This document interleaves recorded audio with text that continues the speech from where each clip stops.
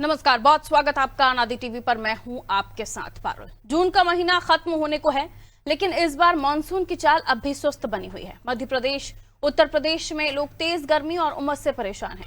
मध्य प्रदेश में मानसून की एंट्री तो हो चुकी है, लेकिन ये केवल कुछ जिलों तक सीमित रह गया है और इसके चलते प्रदेश के अधिकांश हिस्सों में अब भी सामान्य से काफी कम बारिश दर्ज की गई है और तापमान लगातार बढ़ रहा है। दूसरी ओर उत्तर प्रदेश में भी मानसून तय समय से करीब 10 दिनों की देरी से आगे बढ़ रहा है। लंबे समय से राज्य की सीमा पर ही ठहरा हुआ है। हालांकि छत्तीसगढ़ के लिए राहत भरी खबर है, जहां अगले कुछ दिनों में जो मानसून है उसके सक्रिय होने और पूरे प्रदेश में अच्छी बारिश होने की संभावना है। मौसम विभाग का कहना है कि बंगाल की खाड़ी में मौसम प्रणालियों के कमजोर पड़ने से मानसून की रफ्तार थम गई है, लेकिन अब परिस्थितियां तेजी से बदल रही हैं। जुलाई का पहला सप्ताह लोगों को गर्मी से राहत देने के साथ साथ मानसून की रफ्तार भी बढ़ा सकता है। मानसून के क्या हाल है, आज इसी मुद्दे पर हम बातचीत करने की कोशिश करेंगे। उससे पहले एक रिपोर्ट देखते हैं।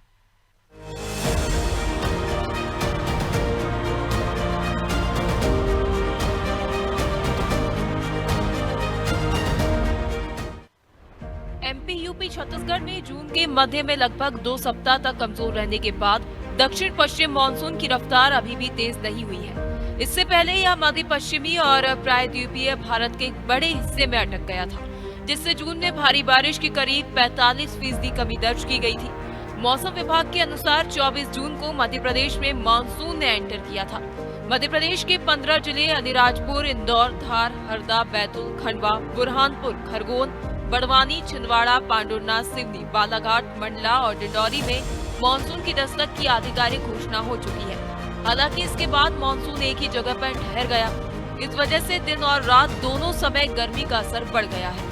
खासकर ग्वालियर, चंबल, सागर और रीवा संभाग के शहरों में तापमान में बढ़ोतरी देखने को मिल रही है। एमपी में 1 जून से अब तक औसतन 116.2 मिलीमीटर बारिश होनी चाहिए थी, जबकि 71.7 मिलीमीटर बारिश ही दर्ज की गई है, जो सामान्य से कम है। प्रदेश के पूर्वी हिस्से में सामान्य से 67% कम बारिश हुई है, जबकि पश्चिमी हिस्से में सामान्य से 10% तक कम बारिश दर्ज की गई है।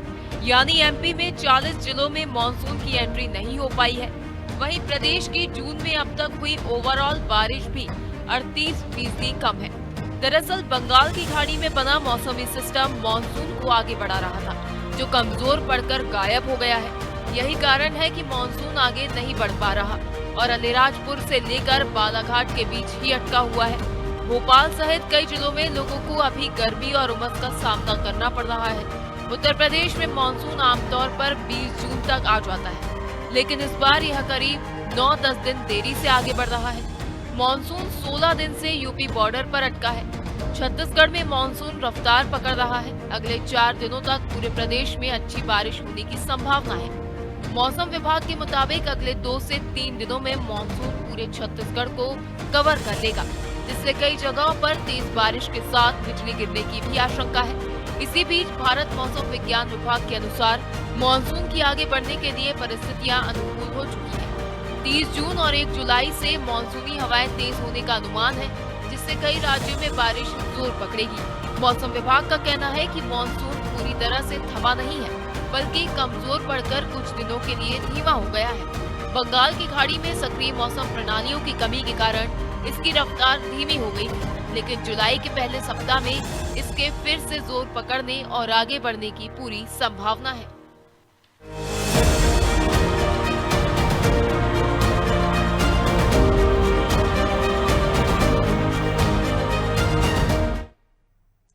तो मानसून की बेरुखी से सभी परेशान हैं।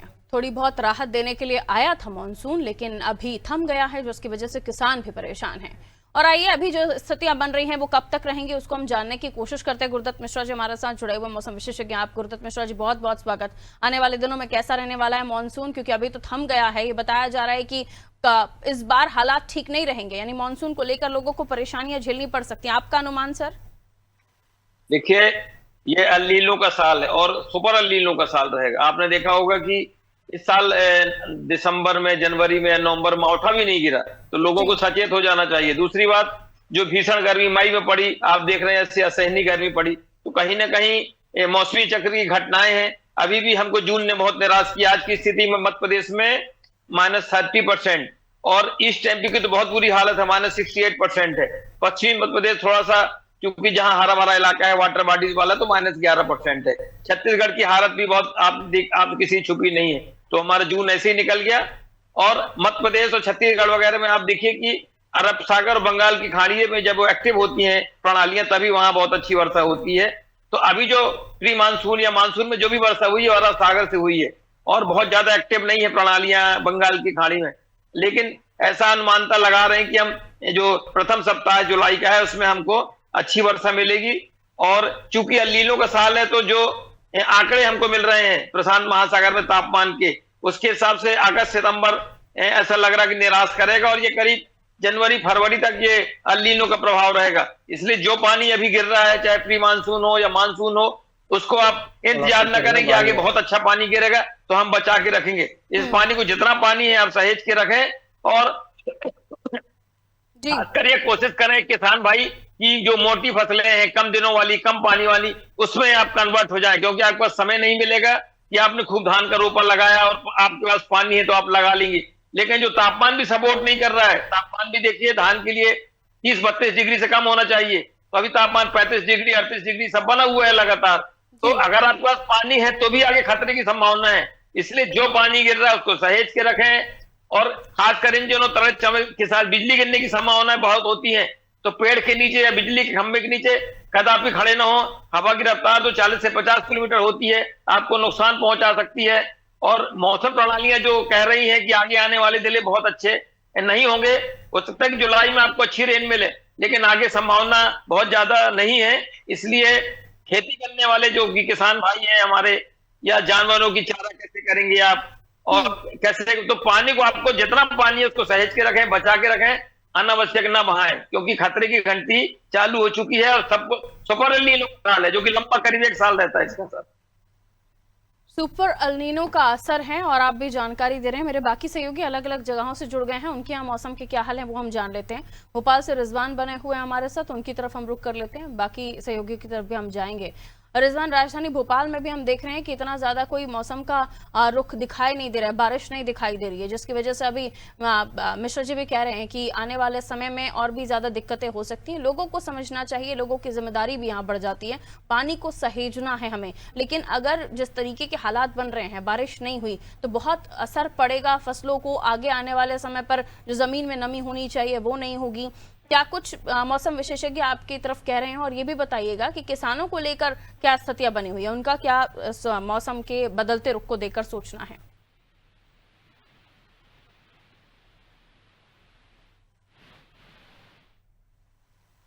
जी, आपकी आवाज नहीं आ रही है रिजवान, मैं लौटूंगी आपकी तरफ, दोबारा से आपसे बात करेंगे। ठीक है, दीपक के पास लिए चलते हैं। दीपक, आपके शहर में क्या है हाल? तपती धूप तो आपके पीछे दिखाई दे रही है, यानी फिलहाल बादल या बदरा जैसी स्थिति तो नहीं है, और सुपर एल नीनो का साल है तो जाहिर सी बात है फसलों पर भी प्रभाव इसका पड़ रहा है। क्या प्रभाव देख रहे हैं, क्या जानकारियां मिल पा रही हैं? जी बिल्कुल, मैं बताना चाहूंगा, मेरे पीछे आप देख रहे होंगे, यहाँ पे खेत है, यहाँ पे किसान यहाँ पे खेतों की जुताई कर चुके हैं और पानी का इंतजार में है कि वर्षा यहाँ पे आएगी। मानसून यहाँ पे आ रहा, अभी जब देख रहे होंगे यहाँ पे तपती धूप है, चिलचिलाती गर्मी पड़ रही है, उमस भरी गर्मी है यहाँ पे, और किसान भी यही उम्मीद लगा के बैठा हुआ है कि पानी गिरे तो वो अपने खेतों में फसल की बुवाई चालू करेंगे। जी बिल्कुल, लेकिन ऐसा फिलहाल लग नहीं रहा है। इसलिए मिश्र जी भी कह रहे हैं कि किसानों को कुछ परिवर्तन फसलों की बुआई को लेकर भी करना चाहिए, कम समय वाली फसलें हों या जो कम पानी लेती हों, इस तरह की चीजें। ठीक है, लौटूंगी आपकी तरफ, हमारे और भी सहयोगी हमारे साथ जुड़े हुए हैं। शशिकांत, आपकी तरफ आ रही हूँ, आपके क्षेत्र में क्या है आलम, और उसके अलावा किसान क्या कह रहे हैं, उनका क्या कहना है? क्या अभी रोकेंगे वो फसलों को आने वाले समय में जो बोनी होनी है, या फिर मिश्रा जी जो जानकारी दे रहे हैं उसके मुताबिक हम देखेंगे कि फसल को लेकर, उनकी चॉइस को लेकर भी कुछ बदलाव हो सकते हैं ताकि उन्हें फायदा हो, नुकसान ना हो? शशिकांत, शशिकांत, आवाज मिल रही है? जी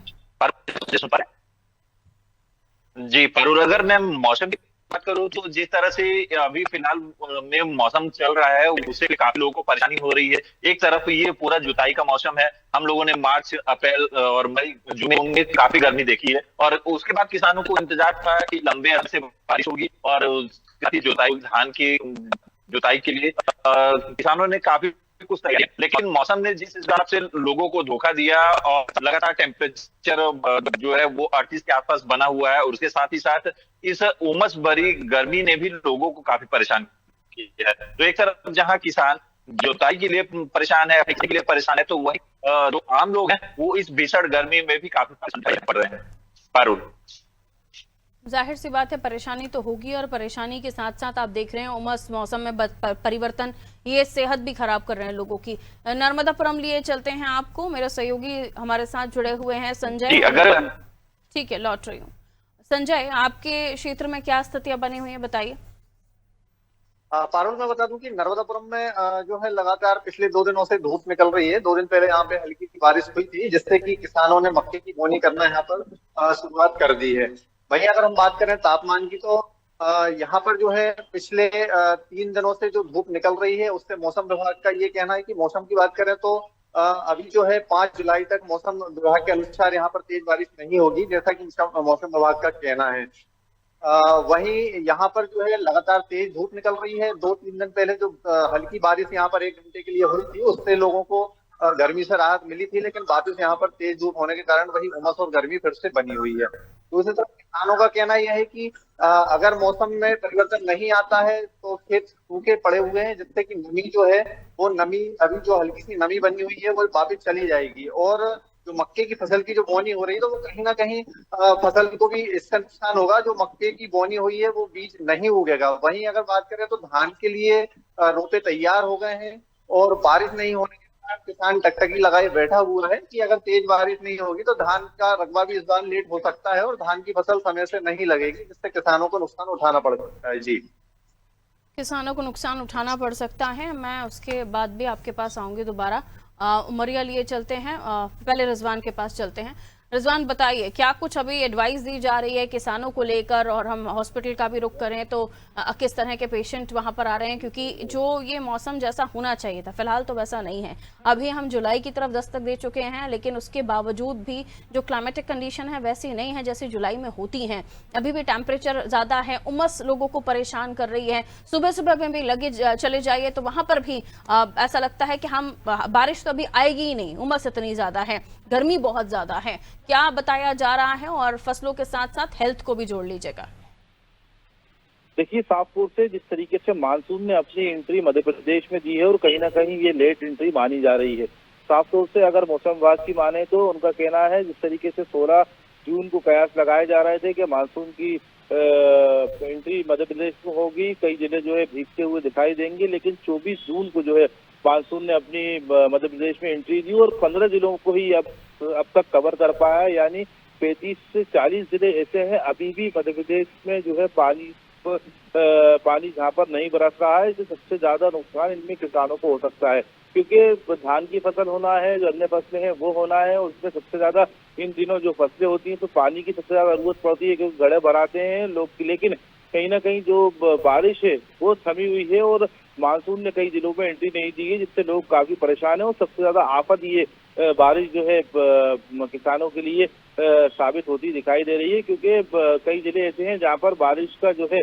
अभी नामो निशान नहीं है। ग्वालियर संभाग की अगर हम बात करें तो सबसे मध्य प्रदेश में सबसे गर्म शहर जो है अभी ग्वालियर माना जा रहा है, जहाँ पर 39 से 40 डिग्री टेम्परेचर जो है दर्ज किया जा रहा है। उसके बाद खंडवा जिला ऐसा है जहाँ पर इस तरीके के हालात हैं, भीषण गर्मी का दौर जो है अभी भी वहाँ पर जारी है।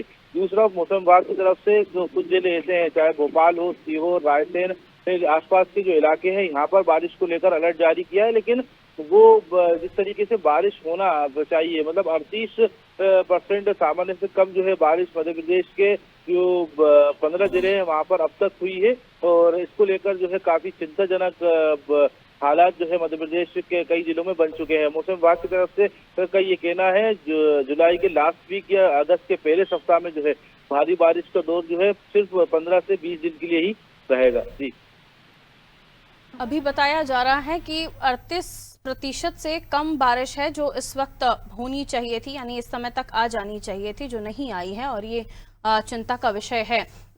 मिश्रा साहब, आप हमारे दर्शकों को क्या जानकारी इस बाबत देना चाहेंगे, क्योंकि आपने पहले भी हम जब चर्चा कर रहे थे तो बिजली से बचने और सेहत का ध्यान रखने की बातें कही गई थी। अभी जो मौसम जिस तरीके से हम देख रहे हैं जैसा होना चाहिए वैसा नहीं है। जब बारिश आनी चाहिए, बहुत सालों से हम चीजें देख रहे हैं कि कोई भी सीजन आता है, ठंड आए गर्मी आए, या तो जिस वक्त जानी होती है उस वक्त पीक पर आती है। ये ऐसा चीजें क्यों हो रही हैं? और अभी हाल ही में जिस तरीके का परिवर्तन हम देख रहे हैं उससे हेल्थ पर बहुत ज्यादा साइड इफेक्ट पड़ रहा है। सर देखिए, पिछले 100 सालों की बात करें तो जो ग्लोबल वार्मिंग में करीब 1 डिग्री टेम्परेचर बढ़ चुका है ऑलरेडी। और आप क्या समझते हैं कि 1 डिग्री बढ़ने को लोग कम नहीं मानते? बहुत ज्यादा है ये। और देखिए कि पिछले 25-30 सालों में मौसम का चक्र लगातार, जैसे मूसलाधार वर्षा होती थी वो बंद हो गई, जो झड़ी लगती थी 5-5-10 दिन में वो बंद हो गई। अब जो वर्षा का वितरण है असमान्य हो गया है, कहीं 2 मिलीमीटर गिरेगी तो कहीं 200 मिलीमीटर गिरेगी। अब भोपाल को ले लीजिए, भोपाल एक ऐसा शहर है कि लगातार 3-4 दिन से जो वर्षा हो रही है, अरेरा हिल्स की ऑब्जर्वेटरी में अलग हो रही है, एयरपोर्ट में अलग हो रही है, कोलार में अलग हो रही है, यानी असमान डिस्ट्रीब्यूशन है। तो जो असमान डिस्ट्रीब्यूशन का मतलब ये, किसी को 2 रोटी दे दो, किसी को 20 रोटी दे दो, तो एवरेज कर देंगे चलो 12 रोटी खा लिया लोगों ने, लेकिन 2 रोटी वाला तो सूखा रह गया। तो पूरा गति का, पूरा मौसम का चक्र ऐसा प्रभावित हो गया कि बहुत स्थिति विकराल है। और तापमान में ऐसी झुंझलाहट लोगों के हो रही है इस समय, जो ह्यूमिडिटी है और पसीना से तरबतर, यानी आपको मई में जो गर्मी नहीं लगती वो इस समय जून में गर्मी तकलीफ दे रही, लोग घबराहट हो रही, मरीज बढ़ रहे हैं। तो इसका कारण ही कहीं ना कहीं हमारी ग्लोबल वार्मिंग हो, चाहे पर्यावरण के साथ खेलने की बात हो। सबको पता है कि फ्लाईओवर क्या हो रहा है, पानी हम नदी नालियों में बहा रहे हैं, ब्लॉक लग गए हैं, रोड बन गई, तो वर्षा का पानी कहाँ जाए? जल स्तर एकदम नीचे चला गया है। इसकी तरफ किसी का कभी ध्यान नहीं है कि हम पेड़ लगाएं तो ठीक है, लेकिन पेड़ न लगाएं तो काटे ना कम से कम। और जो वर्षा का पानी है उसको नदी नाले से समुद्र में बहा न दे। लेकिन ये स्थिति, जब ये हालत है, तो आने वाले दिनों में हमारी जो बच्चे होंगे उनके लिए क्या स्थिति होगी, कोई सोचने वाला नहीं है।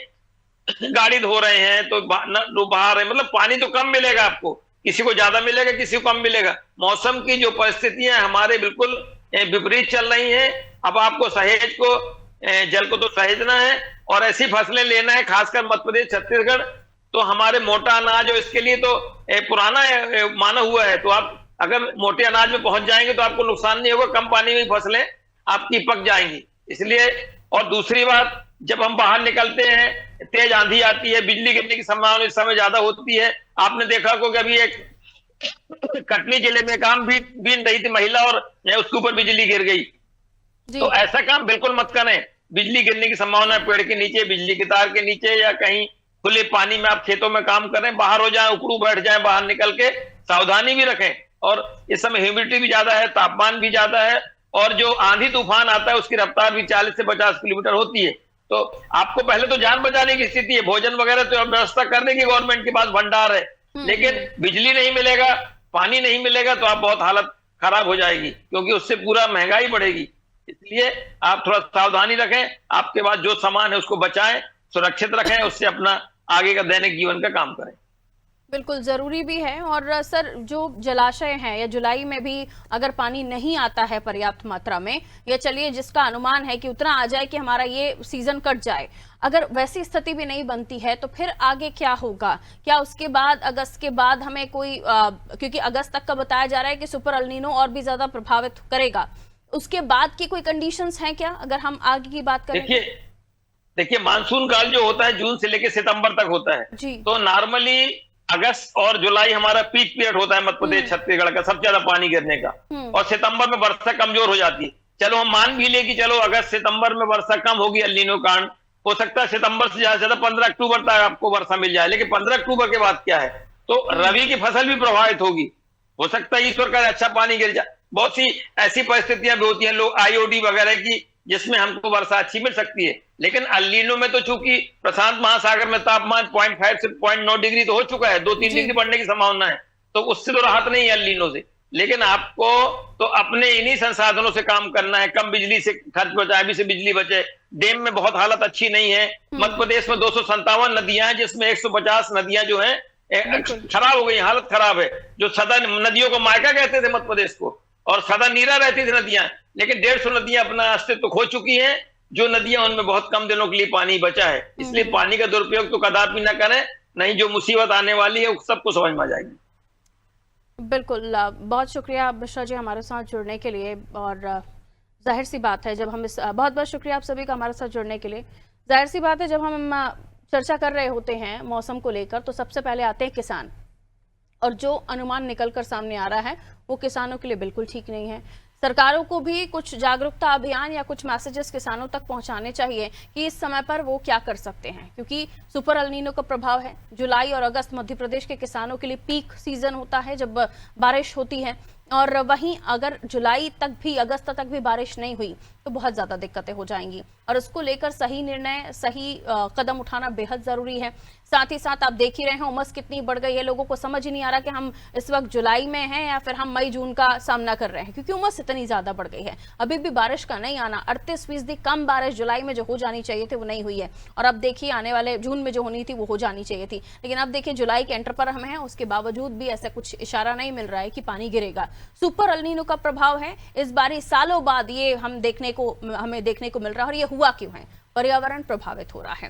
पर्यावरण को जिस तरीके से हम देख रहे हैं कि उन पेड़ों को काटा जा रहा है, छलनी किया जा रहा है, उसके बाद से ये सब तो होना ही था।